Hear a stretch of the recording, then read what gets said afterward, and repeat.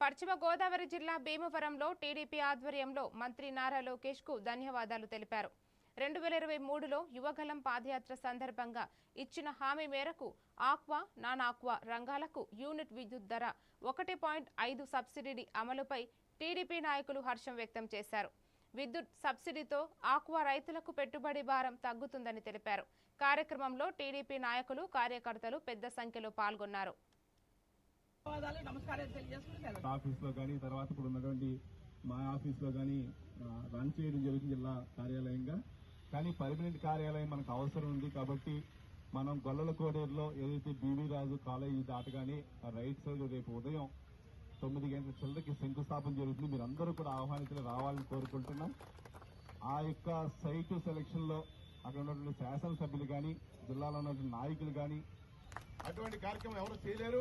ఆయన కాబట్టి ఆ రోజు ధైర్యంగా చేయగలిగాడైనా భీమవరంలో చూసుకోండి. భీమవరం ప్రకాశం చౌక్ లో ఈ భీమవరంలో జరిగే ఒక అవినీతిని, ఒక దుర్మార్గాల పరిపాలనని, జగన్మోహన్ రెడ్డి ప్రభుత్వాన్ని ఆయన ఎండగట్టిన తీరు, ఆయన ఆరోపించిన ఆరోపణల్ని ఏంటని నిలది వాళ్ళు ప్రతిష్ఠితి నిరూపించుకోలేక మరి ఇన్ఛార్జి అలాగే మన జిల్లా ప్రెసిడెంట్ అప్పుడు మాజీ ప్రెసిడెంట్ అయినటువంటి పోలిట్ బ్యూరో సభ్యులు అయినటువంటి మన శ్రీమతి తోట సీతారామలక్ష్మి గారి నాయకత్వంలో మరి ఇక్కడ ఎంతో పెద్ద ఎత్తున పార్టీ నాయకులు, కార్యకర్తలు అందరి సమక్షంలో మన నియోజకవర్గానికే కాదు మన జిల్లా సంఘీభావంగా ఆయనకి ధన్యవాదాలు తెలియపరచుకోవాలని అదే ప్రకాశం చౌక్లో ఎన్టీఆర్ విగ్రహం ముందు ఈ కార్యక్రమాన్ని నియోజకవర్గ స్థాయిలో మరి భీమవరం నాయకులు, కూటమి